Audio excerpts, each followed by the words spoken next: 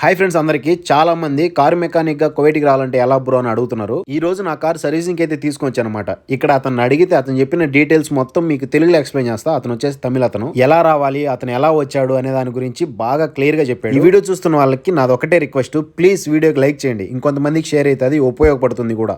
నేను నా car servicing చేయించడానికి ఎప్పుడు కూడా కంపెనీకే తీసుకొస్తాను అనమాట. ఎందుకంటే కొత్త కారు కాబట్టి మనకి ఫ్రీ సర్వీసులు అనేవి జరుగుతాయి కాబట్టి. సో ఇది సుయేక్ అనే ఏరియాలో ఉంటుంది.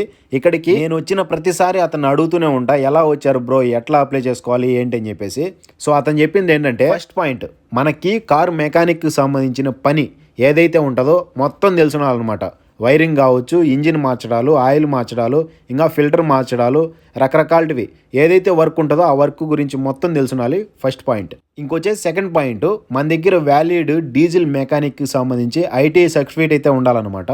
ఆ సర్టిఫికేట్ అండ్ మన చేతిలో ఉన్న వర్క్ అంటే పని రెండూ ఉన్నాయంటే ఖచ్చితంగా మనకి ఇక్కడ వేకెన్సీస్లో అప్లై చేసుకోవడానికి అవకాశం దొరుకుతుంది. థర్డ్ పాయింట్, ఎలా అప్లై చేసుకోవాలి. మనకి ఇక్కడికి రావాలంటే అప్లై చేసుకోవడానికి ఒకటే మార్గం ఉంటుంది, అంటే కంపెనీల్లో వర్క్ చేయడానికి మాత్రమే.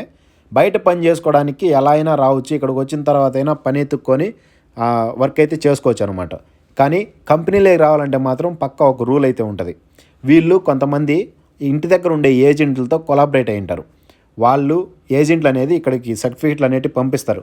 వీళ్ళు వెరిఫై చేసి వీళ్ళ దగ్గర నుంచి కంపెనీ మేనేజ్మెంట్ వచ్చేసి డైరెక్ట్ మనల్ని కాంటాక్ట్ అయ్యి జూమ్ యాప్లో వీడియో కాల్లో డైరెక్ట్గా మనల్ని ఇంటర్వ్యూ అయితే చేస్తారు.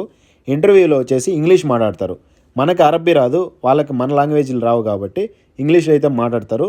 వాటికి సంబంధించిన వస్తువు పేర్లు అయితే ఆటోమేటిక్గా మనకు తెలిసిపోయి ఉంటుంది.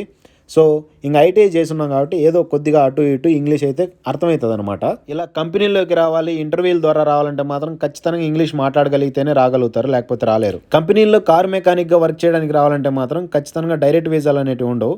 పక్కా మనం ఏజెంట్ని కాంటాక్ట్ అయ్యి అప్లై చేయించుకొని జాబ్ అయితే కన్ఫర్మ్ చేయించుకోవాలన్నమాట, ఇంటర్వ్యూలో పాస్ అయ్యి. ఓకేనా? ఇతను వచ్చేసి నా కారుకి సంబంధించి ఏమేం ప్రాబ్లమ్స్ ఉన్నాయో మొత్తం రాసుకున్నాడు అనమాట. రాసుకొని ఆ బిల్ అయితే వేయించుకొని వచ్చాడు ఫస్ట్. సో ఇక్కడ ఒక ప్రాసెస్ అనేది ఉంటుంది. వాళ్ళు ఫస్ట్ కారు చెక్ చేసి ఏమేం ప్రాబ్లం ఉన్నాయో చూసి అవన్నీ తీసుకెళ్ళి వాళ్ళ మేనేజ్మెంట్కి చెప్తారు. అక్కడ వాళ్ళు బిల్ అయితే వేస్తారు అనమాట. ఫ్రీ సర్వీస్ ఉంటే ఫ్రీగా మారుస్తారు, లేదంటే దానికి సంబంధించిన పేమెంట్ అయితే చేయించుకుంటారు అనమాట.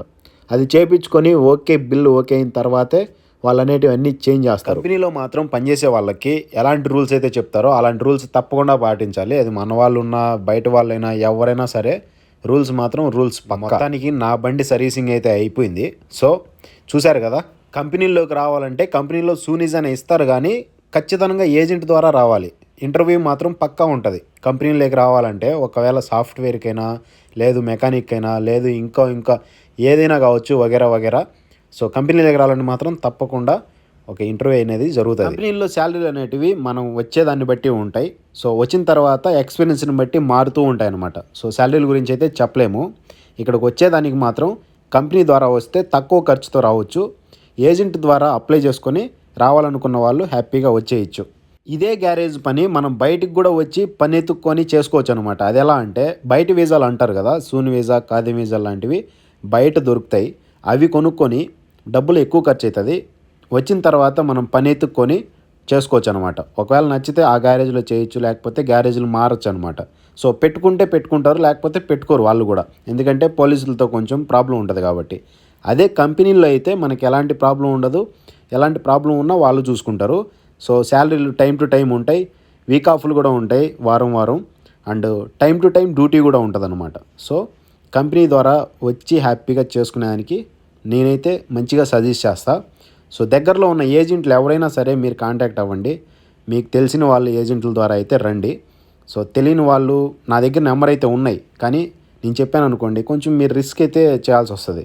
సో మీకు తెలిసిన వాళ్ళైతే మీరు ఏదైనా అడగచ్చు, మాట్లాడచ్చు, హ్యాపీగా వచ్చి పనులు అయితే చేసుకోవచ్చు. కంపెనీలో మెకానిక్గా వచ్చినా, బయట గ్యారేజీలోకి మెకానిక్గా వచ్చినా ఇక్కడ హార్డ్ వర్క్ అనేది ఎక్కువ ఉంటుంది, ఎందుకంటే కార్లు ఎక్కువ ఉంటాయి కాబట్టి. ఏ వర్క్కైనా సరే ఈ గల్ఫ్ దేశాలకు వచ్చే ముందే ఆలోచించుకొని రండి. ప్లీజ్ ఈ వీడియోకి లైక్ చేయండి, ఇంకొంతమందికి ఉపయోగపడుతుంది. సబ్స్క్రైబ్ చేసుకొని సపోర్ట్ చేయండి. Thank you so much. Love you all.